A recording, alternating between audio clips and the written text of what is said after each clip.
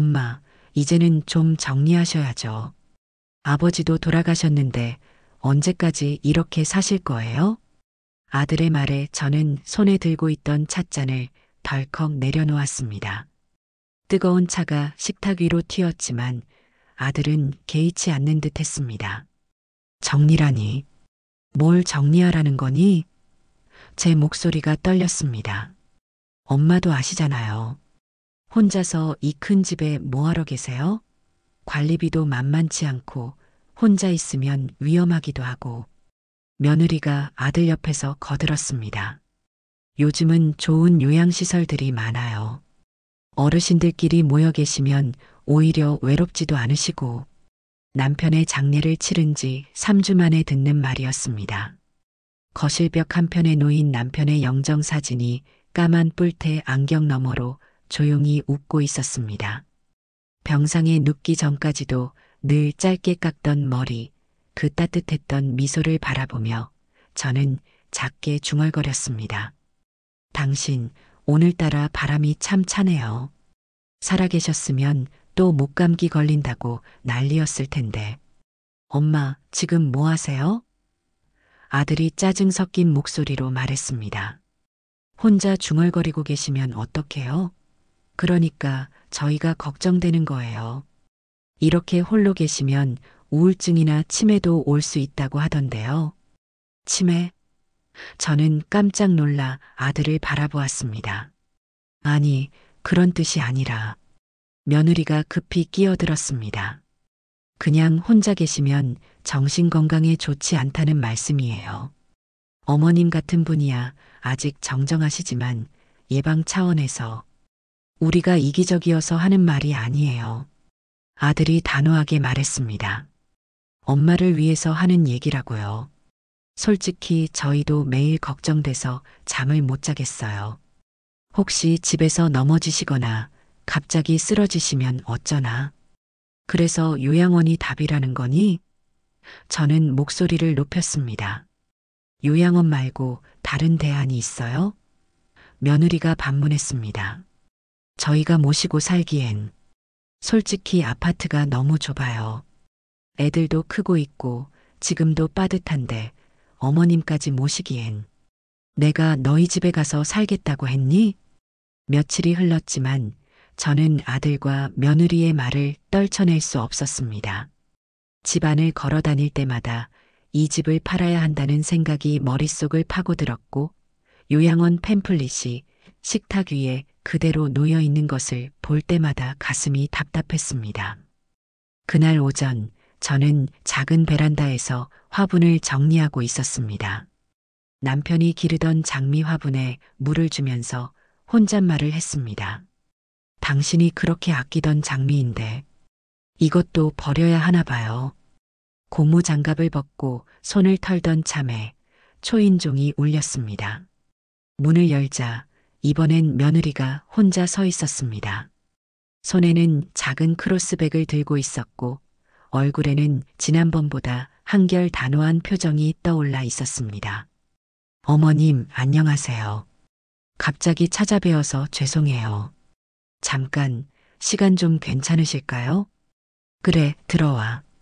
저는 말없이 고개를 끄덕였습니다만 이상하게 마음 한쪽이 조여오는 느낌이었습니다. 며느리는 익숙한 듯 신발을 벗고 들어와 거실 한가운데 자리를 잡았습니다. 그리고는 가방에서 뭔가를 꺼내기 시작했습니다. 오늘은 저 혼자 왔어요. 남편은 회사 일이 있어서요. 대신 제가 정리할 말씀만 드리고 갈게요. 정리할 말씀. 그 단어가 유난히 또렷하게 들렸습니다. 저는 말없이 소파에 앉았고 며느리는 본론으로 들어갔습니다. 어머님, 지난번 저희가 드렸던 요양원 자료 혹시 보셨어요? 바빠서 못 봤다. 마음이 그쪽으로는 안 가서 그럴 줄 알았어요. 며느리가 미소를 유지한 채 작게 고개를 끄덕였습니다. 그래서 이번엔 제가 직접 조금 더 알아봤어요. 비용도 그렇고 어머님 생활 패턴도 고려해서 딱 맞는 곳을 찾았어요. 저는 순간 얼어붙은 듯 멈췄습니다. 생활 패턴도 고려해서라는 말이 마치 이미 결정된 일처럼 느껴졌습니다. 여기 보세요. 며느리가 새로운 팸플릿을 펼쳐 보였습니다. 시설도 깔끔하고 의료진도 상주해요. 그리고 여기가 제일 좋은 점인데 어머님 같은 분들을 위한 프로그램이 따로 있어요. 원예 치료, 요리 교실, 서예. 어머님이 좋아하실 만한 것들로요. 너무 서두르는 거 아니니? 나는 아직 혼자서도 잘 지내고 있는데. 어머님, 지금은 괜찮으세요.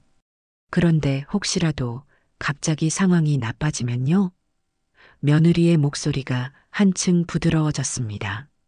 그땐 저희가 대처할 수가 없잖아요. 그게 걱정돼서 미리 말씀드리는 거예요. 내가 그렇게 너희한테 짐이었니? 절대 그런 말씀 마세요. 며느리가 급히 손사래를 쳤습니다. 그런 뜻이 전혀 아니에요. 그냥 준비가 필요하다는 거예요. 요즘은 다들 미리 들어가세요. 나중에 급하게 알아보면 좋은 곳은 다 찬다고 하더라고요. 저는 말없이 창밖을 바라보았습니다. 남편과 함께 심었던 정원의 나무들이 바람에 흔들리고 있었습니다. 쌓인 말은 많았지만 뭐부터 꺼내야 할지 막막했습니다. 그리고 며느리가 목소리를 더욱 낮췄습니다. 집 정리건도 좀 말씀드려야 할 것 같아요. 집 정리? 네. 실은 저희가 부동산 업체랑 이미 상담을 받아봤어요. 지금 시세로는 꽤 좋은 가격이 나온다고 하더라고요. 며느리가 가방에서 또 다른 서류를 꺼냈습니다. 여기 봐주세요. 예상 매매 가격이 나와 있어요. 제 눈앞이 캄캄해졌습니다. 내 허락도 없이 부동산까지 알아봤다는 거니? 어머님 놀라게 할까봐 미리 알아본 거예요. 아직 결정된 건 아무것도 없어요. 며느리가 달래듯 말했습니다. 그런데 업체에서 그러는데 이런 조건은 흔하지 않다고 해요. 시기를 놓치면 나중에 후회할 수도 있다고. 난 이 집 떠날 생각 없어. 여기서 내 아버지랑 40년을 살았어. 알아요. 그래서 저도 마음이 무거워요. 며느리의 표정이 잠시 진지해졌습니다. 그런데 현실적으로 어머님 혼자 이 큰 집 관리하시는 것도 힘드시잖아요. 전기세, 가스비, 관리비. 만만치 않으실 거예요. 그런 건 내가 알아서 할 일이야. 물론이죠. 하지만 며느리가 잠시 말을 멈췄다가 조금 더 단단한 목소리로 말을 이어갔습니다. 어머님 실은 법적으로는 저희가 처리할 수 있는 방법들이 있어요. 저는 얼어붙은 듯 며느리를 바라보았습니다. 뭐라고? 보호자 동의만으로도 가능한 절차들이 있다고 하더라고요. 저희가 무리하게 안 하려는 거예요. 며느리의 목소리는 여전히 정중했지만 그 안에 차가운 경고가 숨어 있었습니다. 그냥 조용히 정리됐으면 해서요. 다들 얼굴 붉히기 싫잖아요. 내가 나를 협박하는 거니? 협박이라니요. 며느리가 깜짝 놀란 표정을 지었습니다. 절대 그런 뜻 아니에요. 저희는 그냥 어머님이 편하셨으면 해서 하는 말이에요. 요양원에 가시면 모든 게 해결되잖아요. 건강 관리도 받으시고 외롭지도 않으시고 그리고 너희는 집을 차지하고 어머님, 며느리가 목소리를 높였습니다. 정말 그런 식으로 생각하시면 섭섭해요. 저희가 뭘 바라겠어요? 그냥 모든 일이 깔끔하게 정리되면 좋겠다는 거예요. 저는 숨을 삼켰습니다. 깔끔하게 정리된다는 말이 이토록 차가울 수도 있다는 걸 처음 알았습니다. 태호한테는 이런 얘기 했니? 당연히 했죠. 남편도 다 알고 있어요. 며느리가 당연하다는 듯 대답했습니다. 요즘 스트레스 때문에 병원도 다니고 있어요. 어머님 걱정 때문에 회사 일도 집중이 안 된다고 하고 내 아들이 병원을? 네. 신경정신과요. 며느리가 한숨을 쉬었습니다. 어머님이 혼자 계시는 게 너무 걱정돼서 밤마다 잠도 못 자고 의사 선생님이 그러시는데 이런 상황이 계속되면 우울증으로 발전할 수도 있대요. 저는 가슴이 답답해져서 입을 다물었습니다. 며느리는 계속해서 부드러운 말투로 덧붙였습니다. 어머님도 원하시잖아요. 가족이 평화롭게 지내는 거요. 그럼 이젠 서로 조금씩만 양보하면 돼요. 어머님이 편안한 곳에서 지내시고 저희도 마음 놓고 그러면 모두가 행복하잖아요. 모두가 행복. 저는 쓴웃음을 지었습니다. 나만 빼고 그런 말씀 마세요. 어머님이 제일 중요하니까 이렇게 정성스럽게 알아보는 거잖아요. 며느리가 다시 미소를 지었습니다.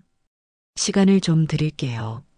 하지만 너무 오래 기다릴 수는 없어요.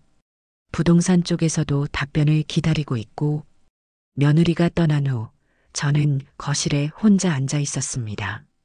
테이블 위에는 요양원 팸플릿과 부동산 시세표가 나란히 놓여 있었습니다.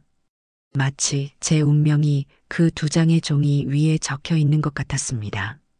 그날 밤 저는 잠이 오지 않아 창문을 열었습니다.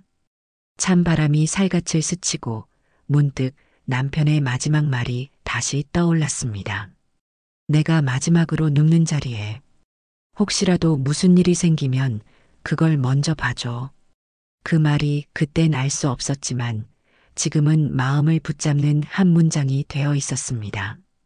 남편이 정말 무언가를 알고 있었던 걸까요? 그리고 그것을 저에게 남겨둔 걸까요? 며느리가 떠난 그날 밤 저는 머리맡에 전화기를 놓고 한참을 망설였습니다. 딸의 번호는 손에 익은 숫자였지만 정작 누르기는 어려웠습니다. 장례식 때도 서로 인사만 하고 제대로 이야기를 나누지 못했으니까요. 결혼 문제로 서먹해진 지 오래되었고 딸도 지방에서 아이 키우며 살기 바쁠 텐데 또 다른 걱정을 끼치고 싶지 않았습니다. 여러 번 번호를 눌렀다가 지우기를 반복하다가 결국 조심스럽게 문자를 보냈습니다. 은주야, 괜찮으면 한번 들러다오. 그냥 내 얼굴이 좀 보고 싶구나. 이틀 후 저녁 딸이 도착했습니다. 사위가 조용히 함께 와 있었습니다. 장례식 때 봤지만 그때는 정신없이 바빴는데 이렇게 차분히 마주하니 딸이 많이 야위어 보였습니다. 눈가에는 고생한 흔적이 역력했지만 여전히 제 딸이었습니다. 엄마, 무슨 일 있으셨어요? 딸이 제 얼굴을 보자마자 걱정스럽게 물었습니다. 저는 잠시 말을 망설이다가 천천히 그동안 있었던 이야기를 꺼내기 시작했습니다. 아들과 며느리가 와서 요양원을 이야기했고 며느리가 혼자 와서 더 확고하게 말했으며 심지어는 집 정리까지 진행 중이라는 것까지. 나더러 이제 나갈 준비를 하라더구나. 여긴 내 아버지랑 내가 40년 넘게 산 집인데도. 딸은 한참을 말없이 듣고 있다가 주먹을 꽉 쥐었습니다. 정말 그런 얘기를 했다고요? 그래. 며느리가 말하는데 법적으로도 처리할 방법이 있다고 하더라. 법적으로?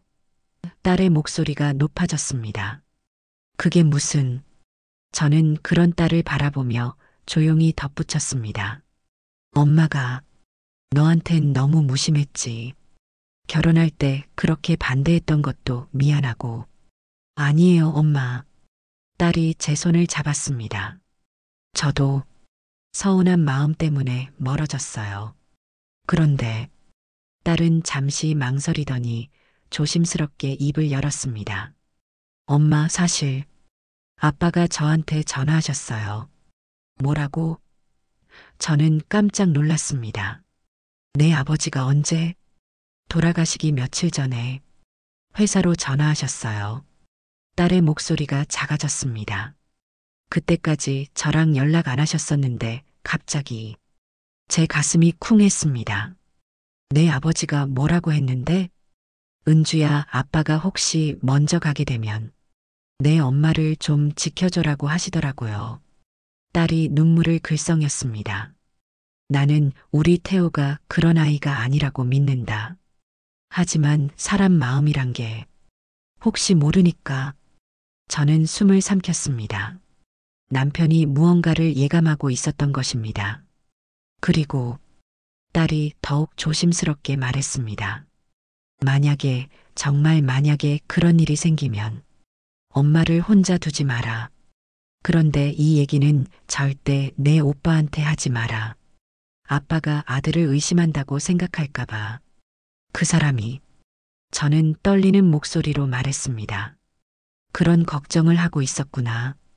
그런데 왜 그때 말 안 했니? 솔직히 아빠 말이 현실이 되기를 바라지 않았거든요. 딸이 고개를 떨궜습니다.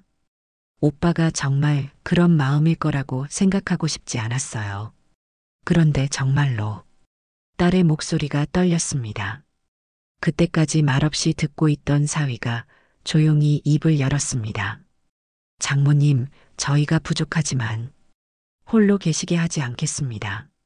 그날 밤 딸이 주방에서 반찬을 정리하고 사위는 묵묵히 설거지를 했습니다. 저는 두 사람의 뒷모습을 보며 오랫동안 굳어있던 마음이 조금씩 녹아내리는 걸 느꼈습니다. 하지만 동시에 불안감도 커져갔습니다.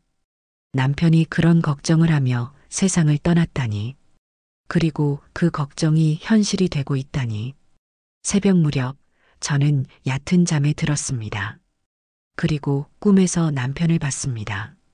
남편은 병원 침상에 누워 있었는데 뭔가 말하고 싶어 하는 것 같았습니다. 하지만 목소리는 들리지 않았고 입만 움직이고 있었습니다. 꿈에서 깨어났을 때 저는 이상한 느낌이 들었습니다. 남편이 무언가 전하고 싶어 했던 것 같았는데 무엇일까요? 아침에 딸과 아침을 먹으며 저는 조심스럽게 물어봤습니다. 은주야, 내 아버지가 마지막에 다른 말은 안 했니? 뭔가 나한테 전해달라는 말 같은 건? 딸이 젓가락을 멈추고 저를 바라봤습니다. 글쎄요. 아빠가 중얼거리시는 말씀이 있긴 했는데 무슨 말씀인지 잘 모르겠더라고요. 어떤 말, 내가 마지막으로 눕는 자리, 뭐 그런 말씀을 하시더라고요. 그런데 워낙 약해지셔서 저는 가슴이 두근거렸습니다. 남편이 저에게 했던 그 말과 똑같았습니다. 혹시 정말 무언가 의미가 있는 말이었던 걸까요? 그때 초인종이 울렸습니다. 이른 아침인데 누구일까요? 문을 열어보니 아들이 서 있었습니다. 그런데 평소와 다르게 표정이 어두웠습니다. 엄마, 은주가 왔다면서요? 아들의 목소리에 짜증이 섞여 있었습니다. 평소에 보던 부드러운 모습과는 전혀 달랐습니다. 그래, 어젯밤에 왔어. 저는 당황했습니다. 왜 갑자기 부르셨어요? 지금 이런 시기에. 아들이 현관문을 들어서며 말했습니다. 혹시 저희 얘기했어요? 엄마가 이상한 말해서 은주가 오해하는 거 아니에요? 저는 말문이 막혔습니다. 이상한 말이라니요. 제가 당한 일을 말하는 게 이상한 말인가요? 그때 딸이 부엌에서 나왔습니다. 오빠를 보자마자 표정이 굳어졌습니다. 오빠, 왜 이렇게 일찍? 너 왜 갑자기 여기 왔어? 아들이 딸을 노려보며 말했습니다. 지금 상황이 어떤 상황인데 엄마 마음만 더 복잡하게 만들고. 상황? 무슨 상황인데? 딸이 되물었습니다. 지금 집 계약 진행 중이고 요양원도 알아보고 있다고 했잖아. 그런데 내가 갑자기 나타나서 엄마 마음 흔들면 어떡해? 아들의 목소리가 높아졌습니다. 집 계약이 뭐가 그렇게 급한데 엄마 마음을 흔든다고 하는 거야? 딸도 지지 않았습니다. 급하니까 그러지. 지금 시기 놓치면 나중에 후회한다고 했잖아. 아들이 소리를 질렀습니다. 저는 두 자식이 싸우는 모습을 보며 가슴이 찢어지는 것 같았습니다. 그때 딸이 차분하게 말했습니다. 오빠, 나한테 솔직히 말해봐. 아버지 유산이 얼마나 되는지 알고 있어? 그게 지금 중요한 게 아니잖아. 아들이 눈길을 피했습니다. 중요해. 왜냐하면 딸이 차근차근 말했습니다. 아버지 보험금은 이미 오빠가 수령했고 아버지 명의 예금 통장들도 다 오빠가 정리했잖아. 심지어 아버지 개인 물건들까지 오빠가 먼저 가져갔고 그건 정리 차원에서 정리? 딸이 웃음을 지었습니다. 그럼 엄마한테는 뭐가 남았는데? 아들이 말을 못했습니다. 저도 그제야 깨달았습니다.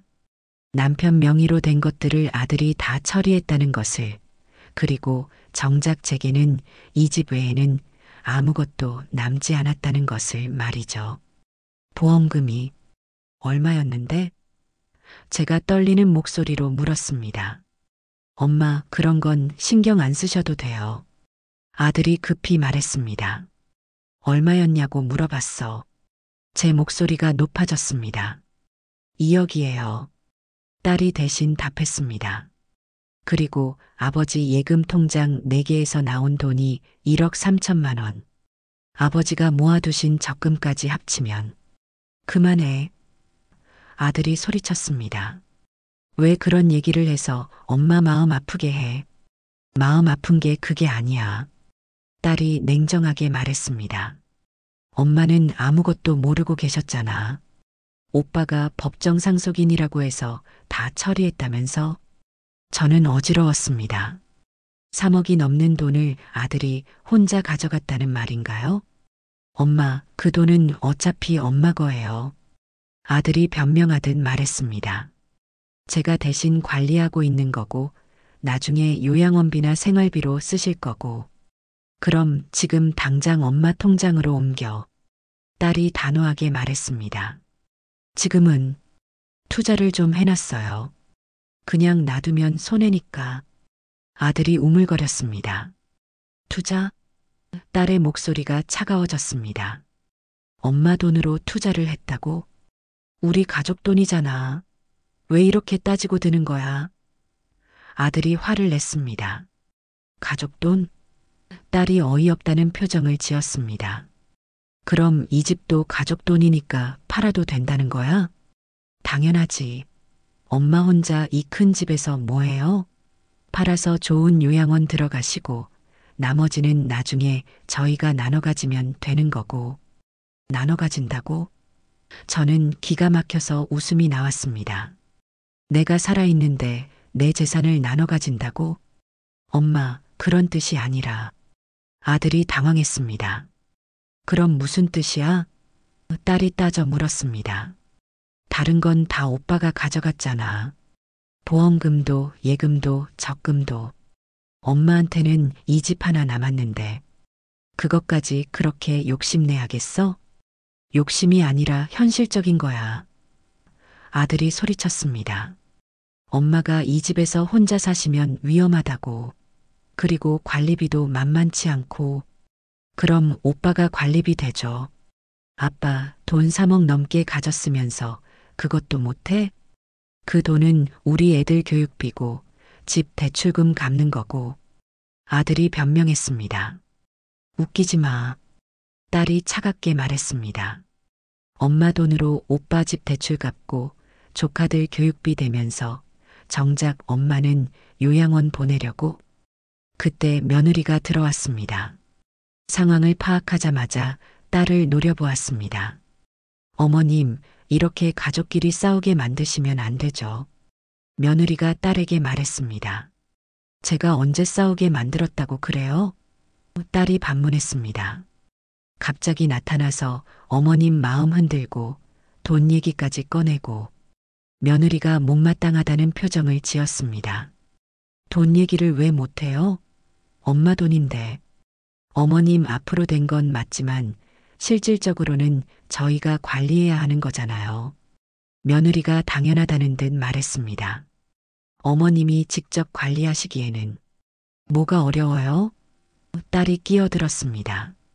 엄마가 치매에 걸렸어요? 아직 정정하시잖아요. 지금은 그렇지만 나중에 어떻게 될지 모르잖아요. 며느리가 말했습니다. 미리 준비하는 게 좋죠. 미리 준비한다고 해서 지금 당장 엄마를 요양원에 보내고 집까지 팔아야 해요? 그게 어머님을 위한 거예요. 며느리가 단호하게 말했습니다. 딸이 한숨을 크게 쉬며 말했습니다. 엄마, 이제 아셨죠? 이 사람들이 뭘 원하는지. 저는 그 자리에 앉아서 아무 말도 할 수 없었습니다. 남편이 평생 모은 재산을 아들이 다 가져갔고, 이제 제가 살던 집마저 빼앗으려 한다니. 이게 정말 제가 30년 동안 키운 아들인가요? 엄마는 그냥 조용히 계세요. 아들이 제게 말했습니다.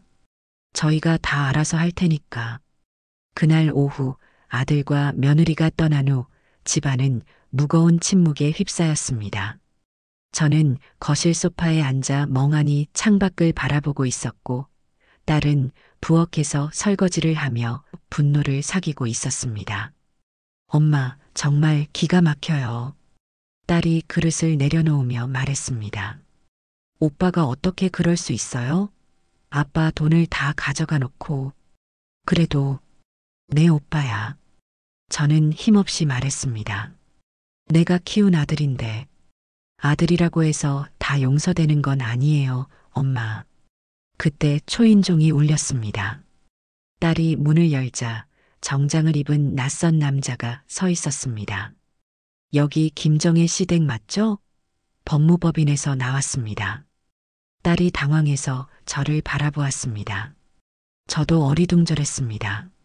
무슨 일로 오셨는데요? 딸이 조심스럽게 물었습니다. 김태호 씨께서 의뢰하신 서류건으로 왔습니다. 어르신과 직접 상담이 필요해서요. 서류? 저는 일어서며 물었습니다. 무슨 서류요? 성년후견인 신청 관련 서류입니다. 김태호 씨가 어머님의 후견인으로 지정되는 절차를 진행 중이라고 하시던데, 저는 다리에 힘이 풀려 소파에 주저앉았습니다. 성년후견인이라니요. 잠깐만요. 딸이 급히 끼어들었습니다. 그게 무슨 말씀이에요? 저희 어머니는 멀쩡하신데요. 아, 그러시군요. 변호사가 서류를 펼쳐 보였습니다. 여기 보시면 정신건강의학과 진단서가 첨부되어 있는데 경도인지장애 초기 단계라고 되어 있네요. 뭐라고요? 딸이 소리쳤습니다. 그게 무슨, 언제 그런 진단을 받았다는 거예요? 저는 떨리는 목소리로 물었습니다. 지난달 15일자로 되어 있네요. 여기 병원 도장도 찍혀 있고. 변호사가 서류를 자세히 보며 말했습니다. 저는 머리가 하얗게 변하는 기분이었습니다.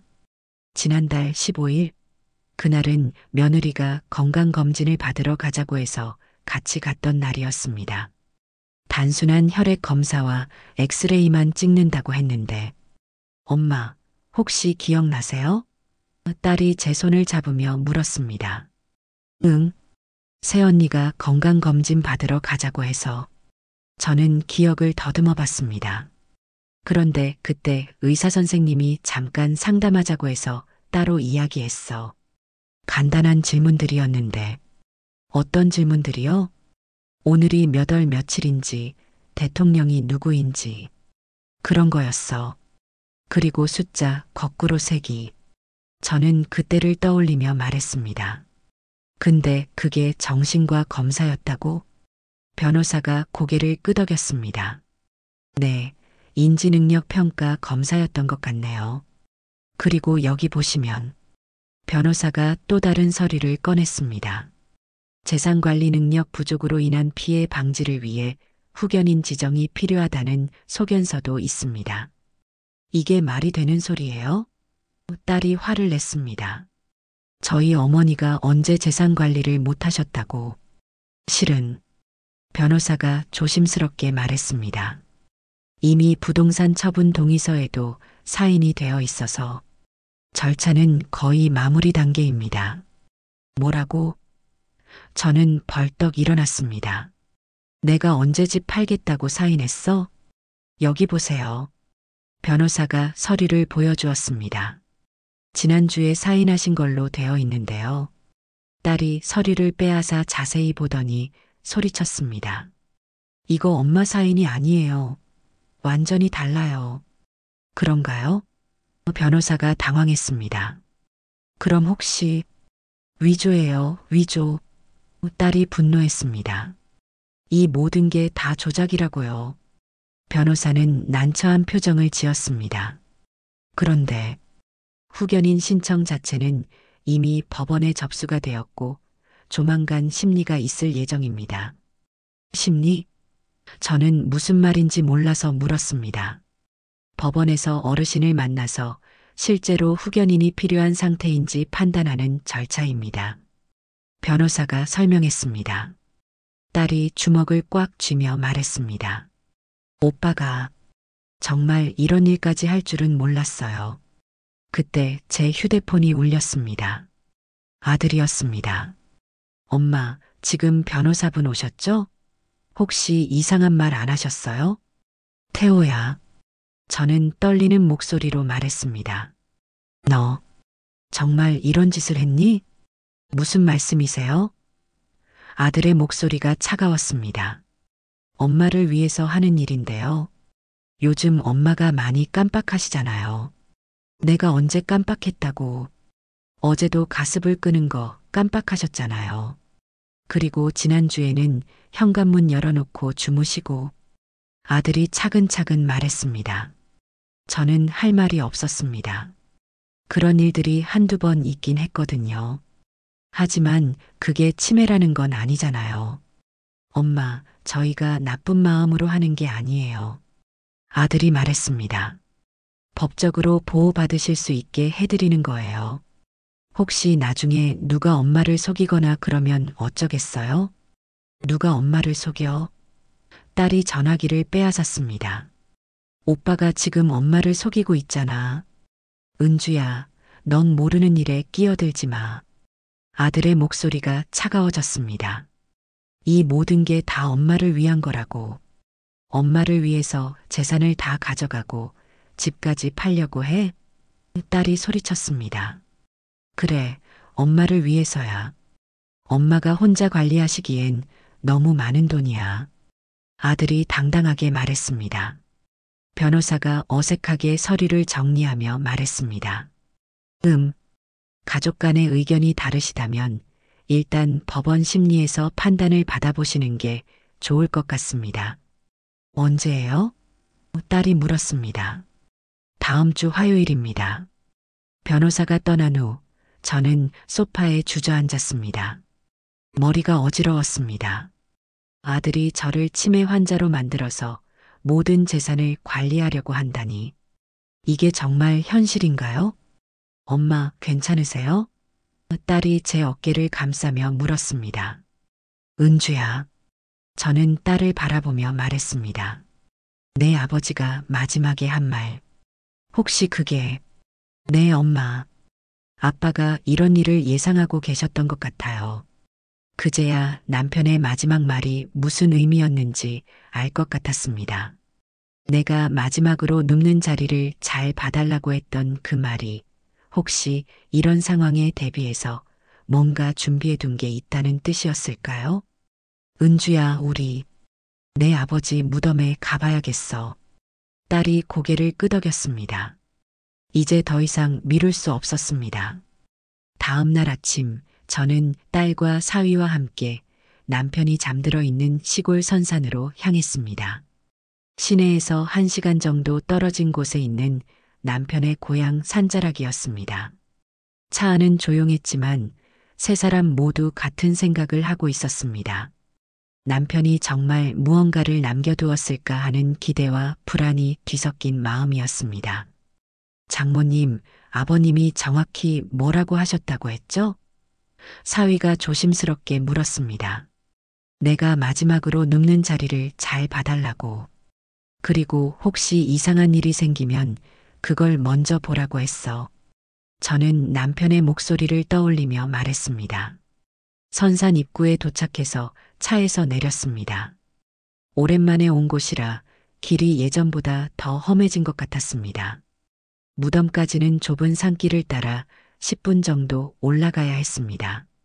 어머님, 천천히 가세요. 사위가 제 팔을 부축하며 말했습니다. 드디어 남편의 무덤에 도착했습니다. 비석 앞에 놓인 꽃은 시들어 있었고 주변에 잡초가 조금 자라 있었습니다. 그런데 자세히 보니 뭔가 이상했습니다. 여기 누가 다녀간 것 같은데. 딸이 무덤 주변을 살피며 말했습니다. 무덤 주변 흙이 최근에 뒤집어진 흔적이 있었습니다.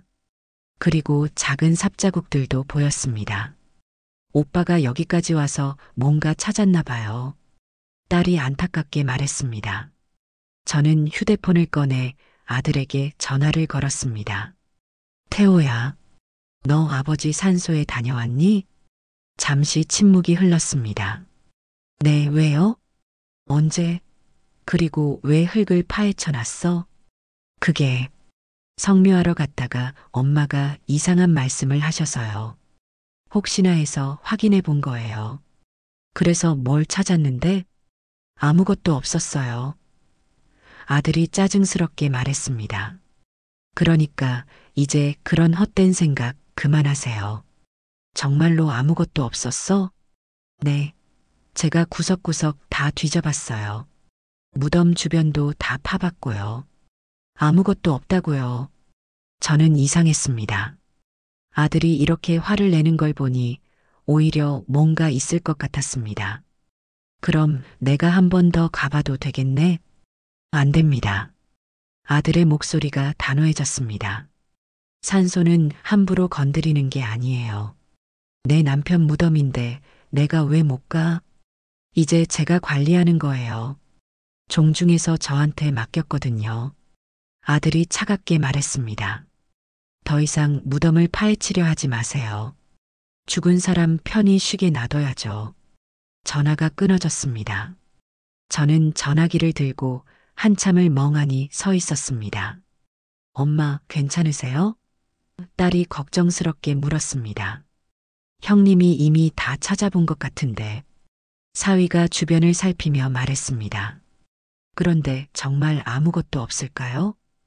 딸이 의심스럽게 말했습니다.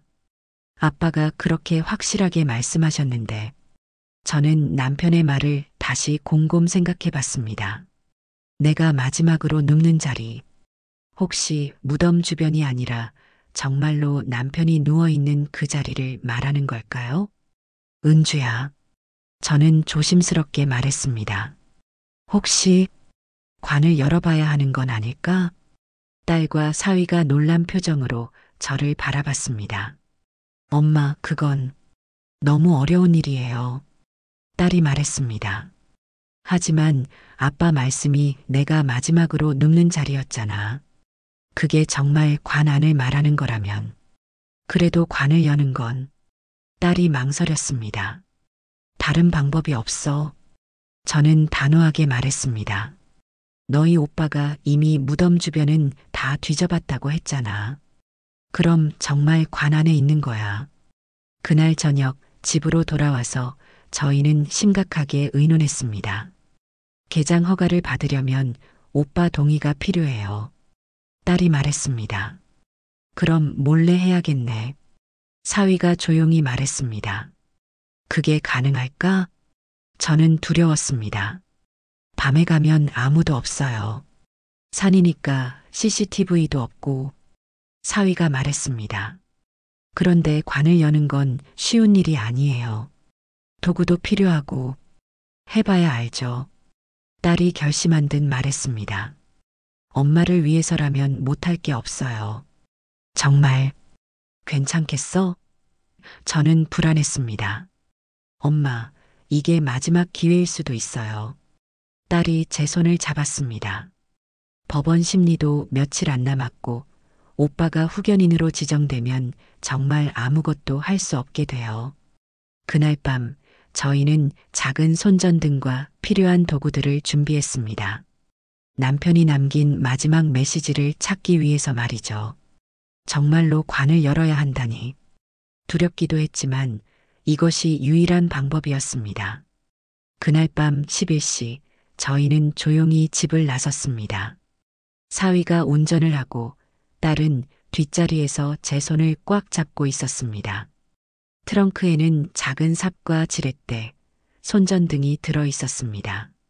엄마, 정말 괜찮으세요? 딸이 걱정스럽게 물었습니다. 응, 괜찮아.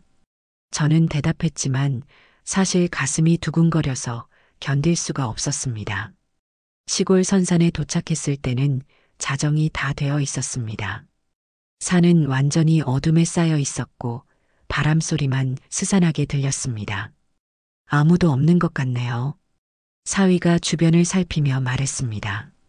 저희는 손전등 불빛에 의지해서 조심스럽게 산길을 올라갔습니다.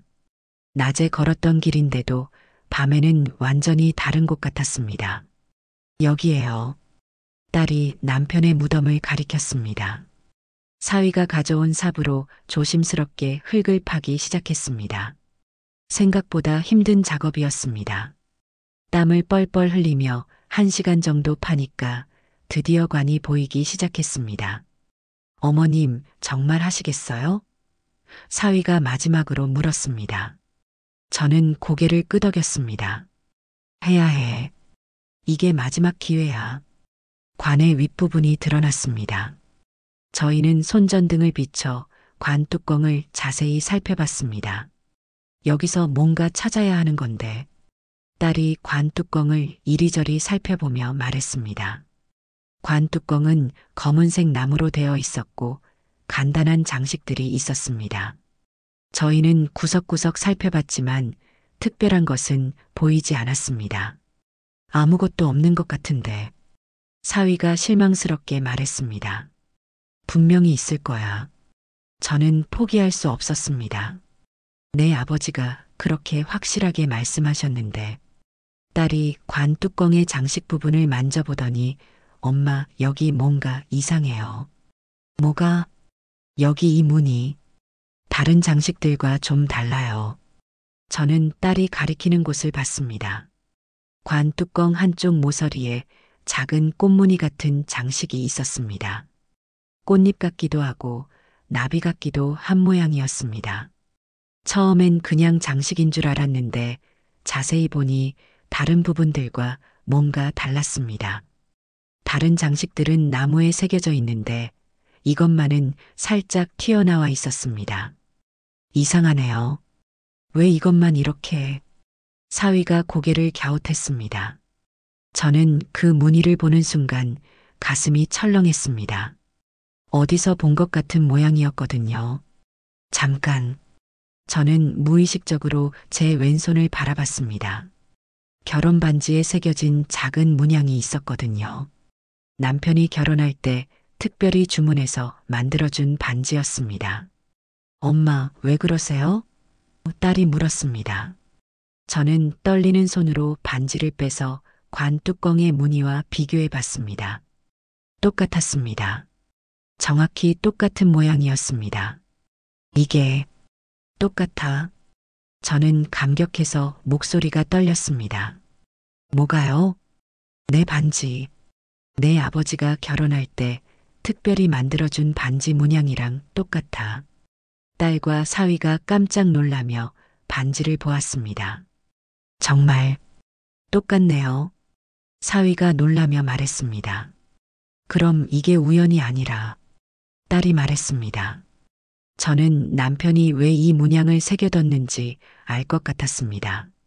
저만이 알 수 있는 표시였던 것입니다. 혹시 이 무늬를 누르면 뭔가 나올까요? 사위가 조심스럽게 말했습니다. 저는 떨리는 손으로 관 뚜껑의 문양을 손가락으로 눌러봤습니다. 처음엔 아무 일도 일어나지 않았습니다. 좀 더 세게 눌러봐요. 딸이 말했습니다. 이번엔 반지로 문양을 맞춰서 눌러봤습니다. 그러자 신기하게도 그 부분이 안쪽으로 들어가면서 작은 소리가 났습니다. 딸깍. 사위가 놀라며 소리쳤습니다. 문양 주변의 나무 부분이 살짝 밀려나면서 작은 공간이 나타났습니다. 마치 서랍 같은 구조였습니다. 그 안에서 비닐에 쌓인 봉투가 보였습니다. 엄마, 정말 있었어요. 딸이 감격해서 눈물을 글썽였습니다. 저는 떨리는 손으로 봉투를 꺼냈습니다. 당신, 이런 것까지 생각해뒀구나. 결혼 반지의 문양. 그것은 남편이 저에게만 남긴 특별한 암호였습니다. 40년 전 결혼할 때부터 계획한 것은 아니겠지만 관을 주문할 때 특별히 이런 장치를 만들어 달라고 한 것 같았습니다. 저만이 알 수 있는 표시를 남겨둔 것이었습니다. 저는 떨리는 손으로 봉투를 받았습니다. 손전등 불빛 아래서 봉투를 열어보니 남편의 친필 편지와 몇 장의 서류가 들어 있었습니다. 편지의 첫 줄부터 눈물이 쏟아져 내렸습니다. 사랑하는 아내에게 이 편지를 읽고 있다면 내가 걱정했던 일이 정말 일어난 것이겠지요. 미안합니다.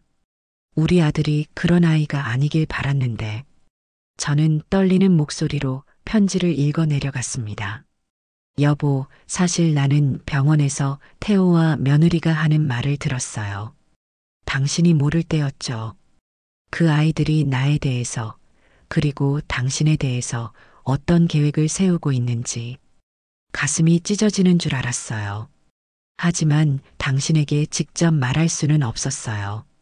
혹시 내가 잘못 들었을 수도 있고 무엇보다 당신이 너무 상처받을까 봐서요.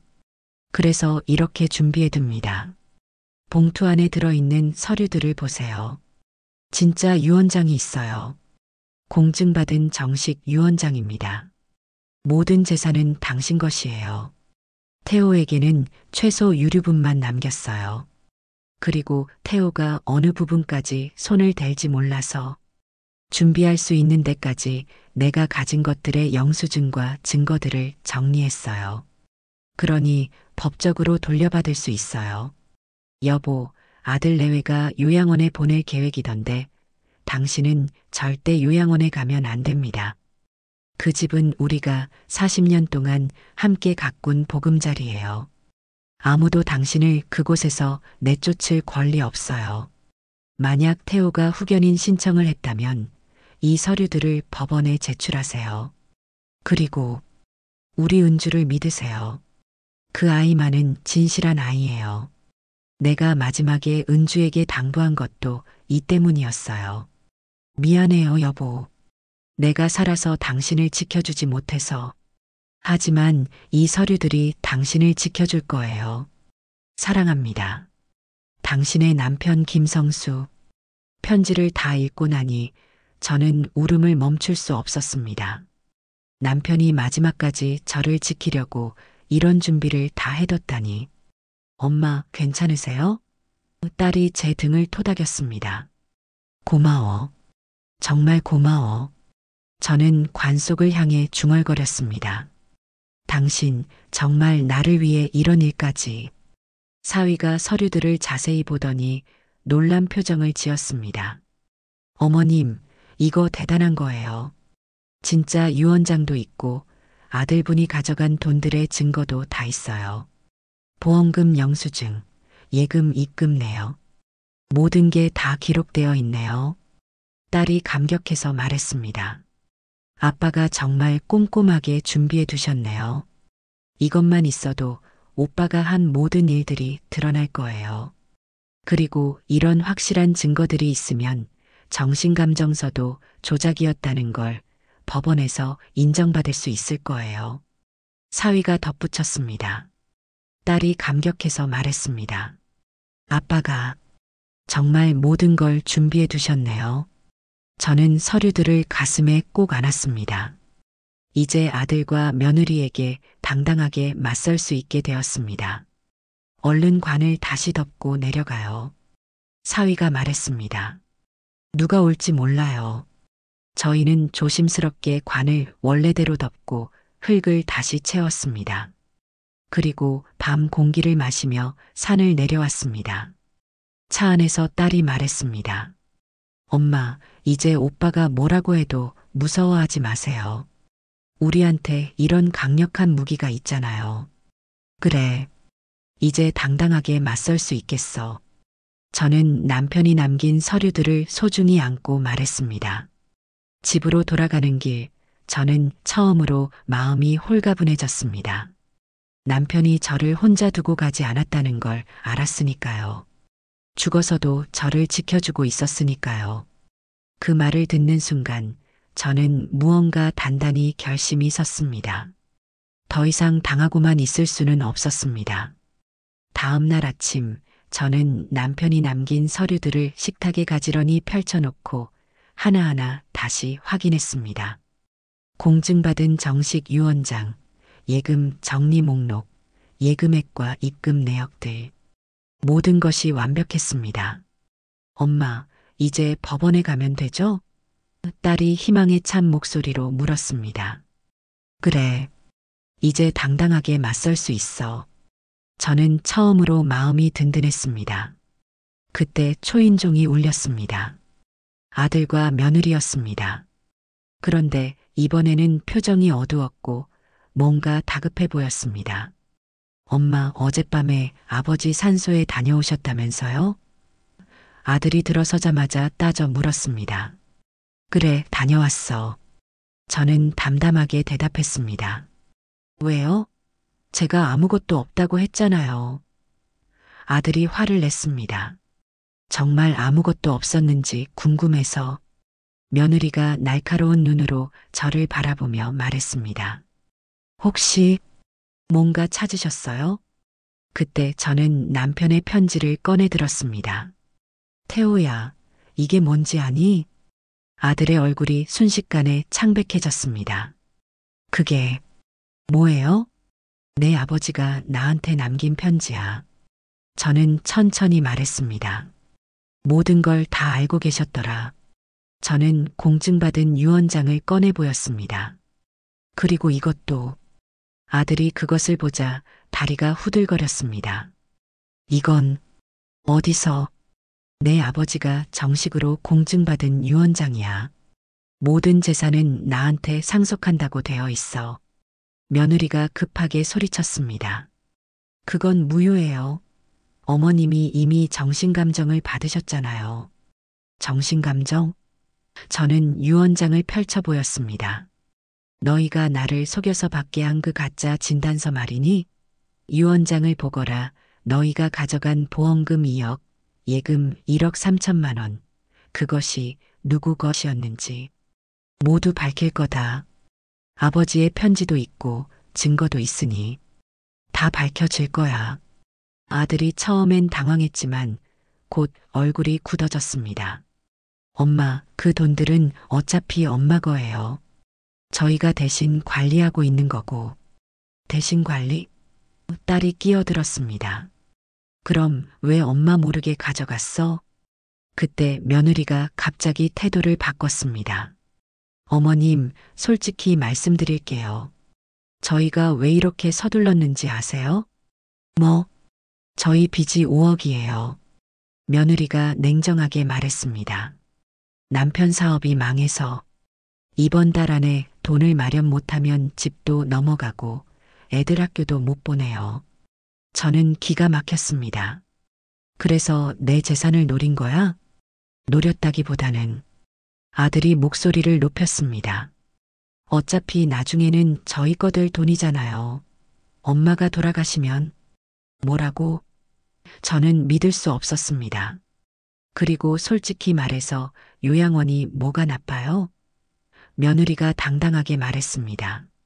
시설 좋고 의료진도 있고 친구들도 많고 엄마 혼자 이 큰 집에서 외롭게 사시는 것보다 훨씬 좋잖아요. 우리가 엄마를 버리겠다는 게 아니에요. 아들이 거들었습니다. 그냥 합리적으로 생각해 보자는 거죠. 엄마도 편하시고 저희도 위기를 넘기고 윈윈 아닌가요? 딸이 분노해서 소리쳤습니다.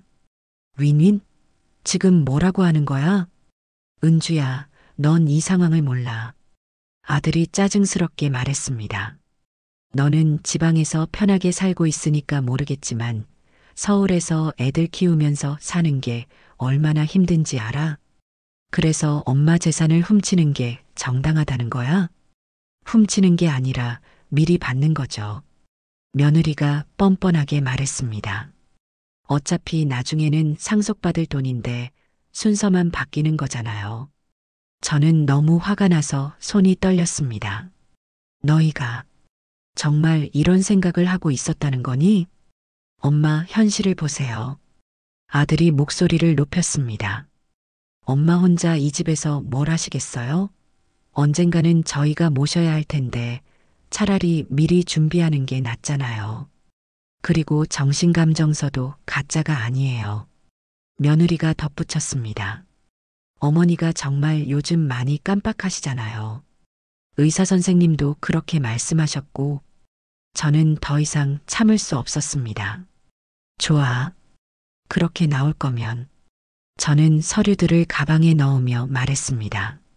내일 당장 경찰서 가서 고소할 거야. 사기죄, 문서 위조죄, 횡령죄로. 아들의 얼굴이 파랗게 변했습니다. 엄마, 그러시면 안 돼요. 저희 완전히 망해요. 망하든 말든 내가 왜 신경 써야 해? 저는 차갑게 말했습니다. 너희가 나한테 한 짓을 생각해봐.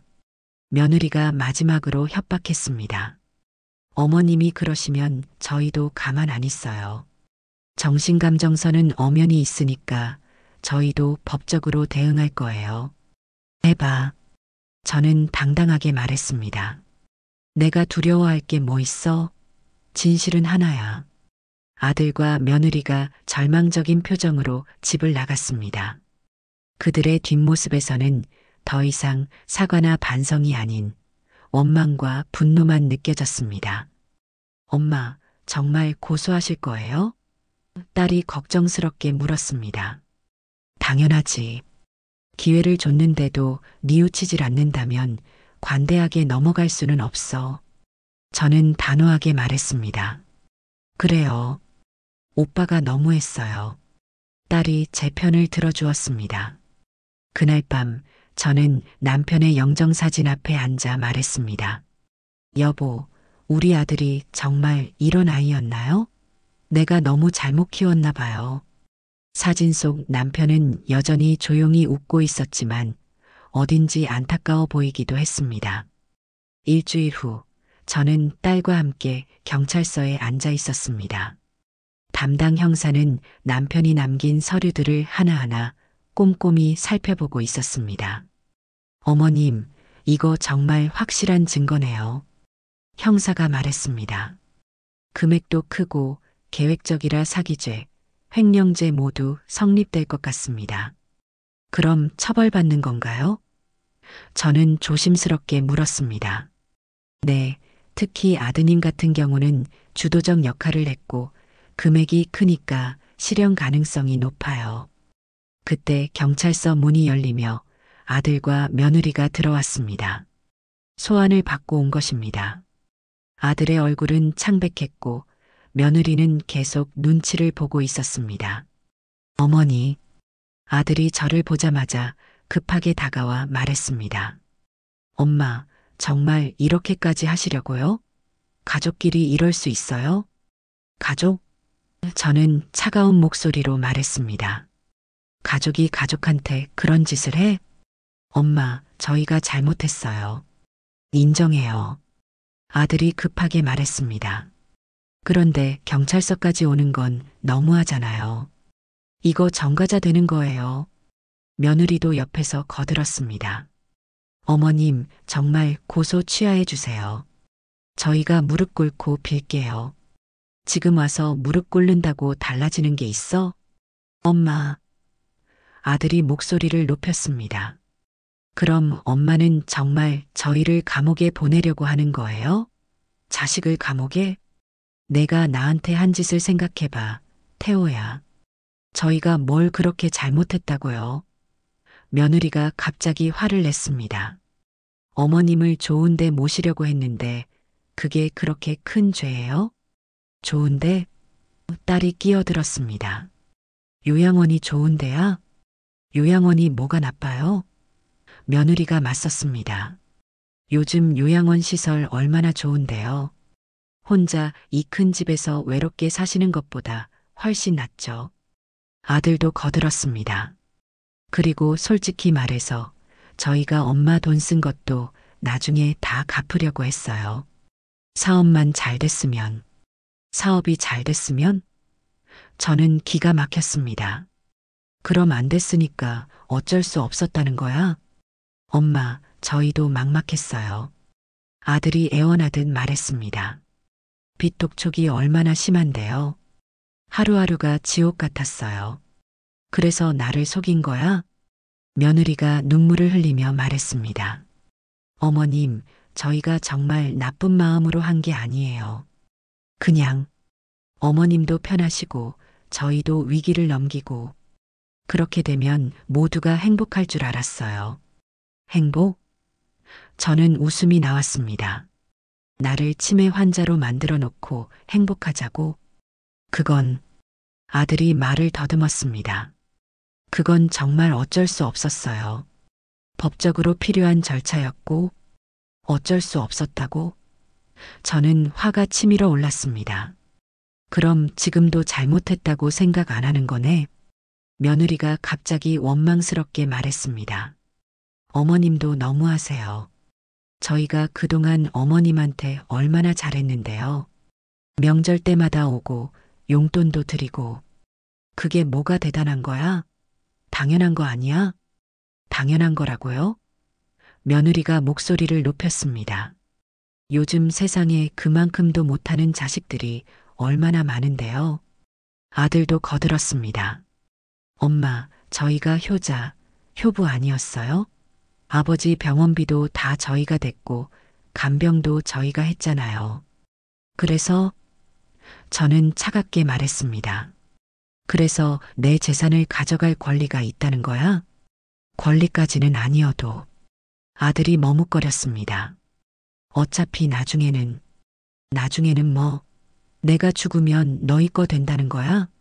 며느리가 마지막으로 매달렸습니다. 어머님 제발이요. 저희 아이들 생각해서라도 아빠가 정가자 되면 애들이 어떻게 살아요? 그건 내가 생각했어야지. 왜 이제 와서 그런 말을 해? 형사가 끼어들었습니다. 일단 조서부터 받겠습니다. 계속 이렇게 하시면 안 됩니다. 아들이 마지막으로 소리쳤습니다. 엄마, 정말 이러실 거예요? 진짜 저희를 포기하는 거예요? 저는 돌아보지도 않고 말했습니다. 포기한 건 너희야. 나를 포기한 건 너희라고. 그로부터 2달이 지났습니다. 법원에서는 성년 의견인 신청이 기각되었습니다. 남편이 남긴 증거들 덕분에 제가 정상이라는 것이 명확히 입증되었거든요. 재판 결과가 나왔습니다. 아들은 실형 1년 6개월을 선고받았고 며느리는 집행유예 2년에 사회봉사 150시간을 받았습니다. 며느리분은 초범이고 아이들이 어리다는 점이 고려된 것 같네요. 변호사가 설명했습니다. 하지만 진짜 문제는 따로 있었습니다. 아들 명의의 집은 이미 경매에 넘어갔고 며느리는 아이들과 함께 작은 월세 빌라로 이사했습니다. 게다가 남은 빚이 아직 5억 정도 더 있었습니다. 엄마, 딸이 조심스럽게 말했습니다. 새언니가 연락했는데요. 뭐라고 하던? 아르바이트를 시작했는데 아이들 학원비랑 생활비가 빠듯하다고. 그리고 큰애가 요즘 학교에서 위축되어 있다고 하더라고요. 저는 마음이 무거웠습니다. 미워도 손자들까지 미워할 수는 없었거든요. 그래서 돈을 빌려달라는 건 아니고 그냥 아이들이 할머니 보고 싶어 한다고. 며칠 후 저는 며느리가 살고 있는 빌라를 찾아갔습니다. 딸도 함께였습니다. 3층 건물의 2층이었는데 예전에 살던 아파트에 비하면 정말 초라했습니다. 며느리가 문을 열었습니다. 예전처럼 단정하지는 않았지만 그래도 나름 신경 쓴 모습이었습니다. 어머님, 오셨어요. 며느리가 어색하게 인사했습니다. 아이들이 뛰어나와 저를 안았습니다. 할머니, 우리 강민이, 지민이 잘 지냈어? 저는 손자들을 꼭 안아주었습니다. 거실에 앉아서 차를 마시는데 며느리가 조심스럽게 말했습니다. 어머님 정말 죄송해요. 제가 남편을 잘못 부추긴 것 같아요. 이제 와서 그런 말 해봤자 뭐해. 네, 알아요. 변명의 여지가 없어요. 며느리가 고개를 떨궜습니다. 요즘 편의점에서 야간 아르바이트 하고 있는데 아이들 혼자 두고 나가는 게 마음이 아파요. 학원은 끊었어요. 돈도 없고. 며느리가 한숨을 쉬었습니다. 큰애가 요즘 많이 위축됐어요. 친구들한테 아빠가 감옥 갔다는 걸 들켰나 봐요. 저는 아이들을 바라봤습니다. 예전보다 많이 조용해져 있었습니다. 할머니, 아빠 언제 와요? 작은 아이가 물었습니다. 아빠는 일 때문에 멀리 가 있어. 며느리가 둘러댔습니다. 제 마음이 아팠습니다. 죄는 어른들이 지었는데 아이들이 고생하고 있으니까요. 학원비 얼마나 들어? 저는 며느리에게 물었습니다. 어머님, 그런 건 괜찮아요. 묻는 거 대답해. 한 달에 80만 원 정도요. 그날 저는 아이들 학원비 6개월 치를 주고 왔습니다. 며느리는 울면서 고맙다고 했지만 저는 별말 안 했습니다. 집으로 돌아오는 길에 딸이 물었습니다. 엄마, 괜찮으세요? 아이들이 불쌍해서 그래. 저는 솔직하게 말했습니다. 새언니를 용서한 건 아니야. 하지만 손자들까지 고생시킬 수는 없잖아. 네, 그렇긴 하죠. 용서가 안 돼도 그렇게 하시는 거 보면 엄마도 착하신 것 같아요. 착한 게 아니라 그냥 할머니니까. 그날 밤 저는 남편의 영정사진 앞에 앉아 말했습니다. 여보, 제대로 된 건지 모르겠어요. 그래도 아이들은 죄가 없잖아요. 사진 속 남편은 여전히 조용히 웃고 있었습니다. 저는 그 미소에서 위로를 받았습니다. 아들과 며느리에 대한 분노는 아직 남아 있었지만 그래도 가족이니까 시간이 지나면 조금씩 나아질 거라고 생각했습니다. 1년이 흘렀습니다. 저는 이제 혼자서도 당당하게 살아가고 있었습니다.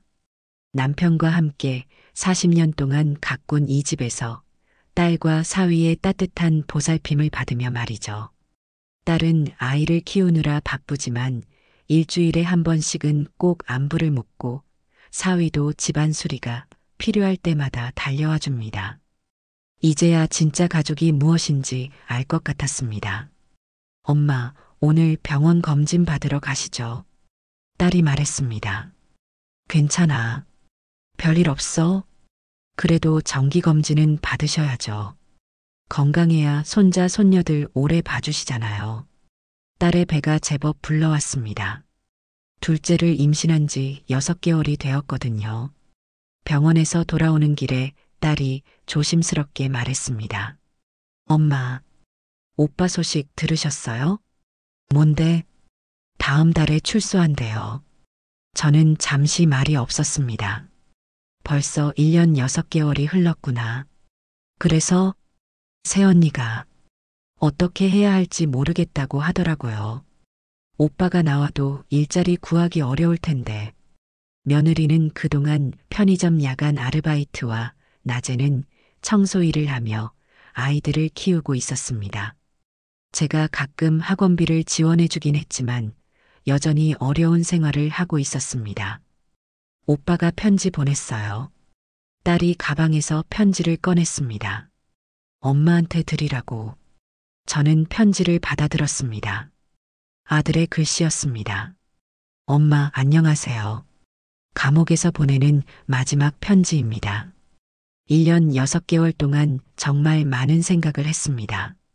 제가 얼마나 잘못된 길을 걸었는지, 엄마께 얼마나 큰 상처를 드렸는지, 처음에는 억울하다는 생각도 했습니다.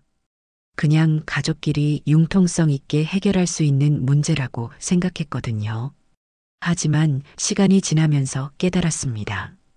제가 한 일은 단순한 실수가 아니라 엄마에 대한 배신이었다는 것을. 감옥에서 다른 사람들 이야기를 들어보니 저처럼 부모님 재산을 노린 사람들이 생각보다 많더군요. 그런데 그 사람들은 하나같이 어차피 내 거 될 돈인데 뭐가 문제냐고 말합니다. 제가 바로 그런 사람이었구나 싶어서 부끄러웠습니다. 엄마, 정말 죄송합니다.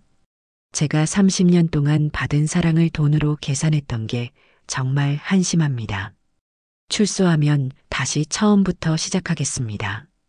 아내와 아이들에게도 미안한 일을 많이 시켰고, 특히 엄마께는 용서를 구할 자격도 없지만 그래도 평생에 걸쳐서라도 잘못을 속죄하겠습니다.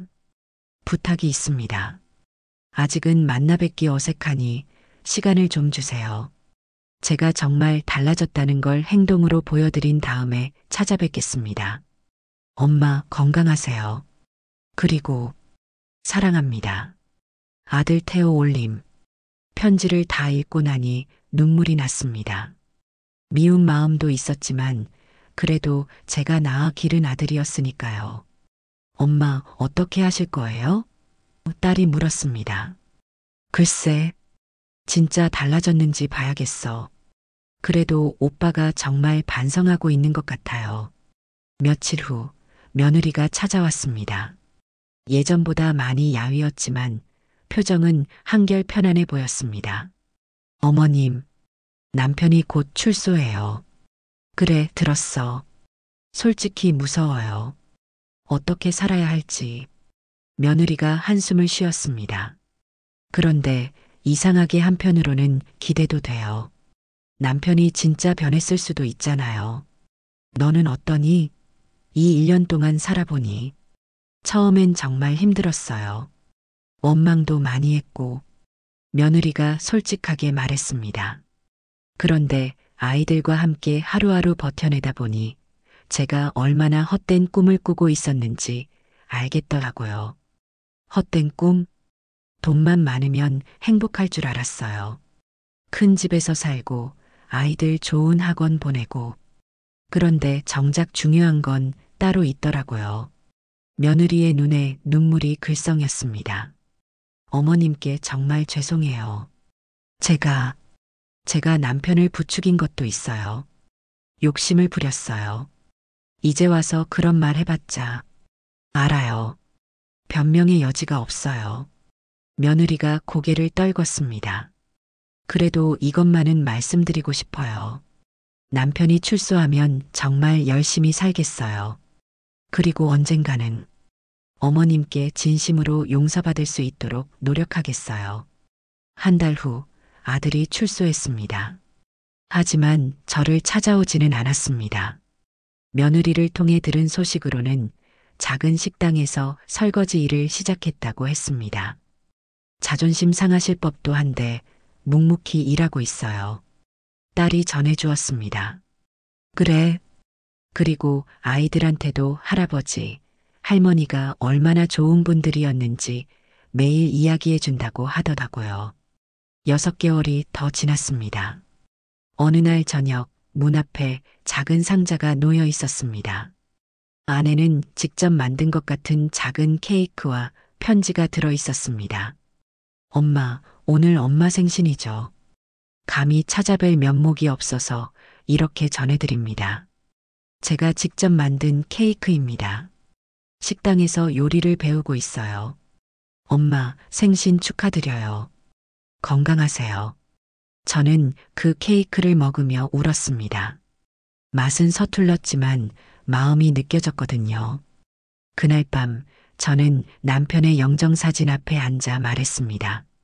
여보, 우리 아들이 정말 달라진 것 같아요. 시간이 좀 더 필요하겠지만 언젠가는 다시 가족이 될 수 있을 것 같아요. 사진 속 남편은 여전히 조용히 웃고 있었습니다. 당신이 마지막에 남겨준 그 증거들 덕분에 모든 게 정리됐어요. 정말 고마워요. 이제는 정말 편히 쉬세요. 창밖으로 따뜻한 봄바람이 불어왔습니다. 새로운 계절이 시작되는 것처럼 저희 가족에게도 새로운 시작이 다가오고 있는 것 같았습니다. 완전한 용서는 아직 이르지만 그래도 희망이 보였습니다. 진정한 가족의 의미를 깨달은 아들과 고생을 통해 철이 든 며느리. 그리고 무엇보다 남편이 죽어서도 저를 지켜주고 있다는 든든함. 저는 이제 당당하게 말할 수 있습니다. 진실은 반드시 밝혀지고 진정한 사랑은 시간이 지나도 변하지 않는다고 말이죠.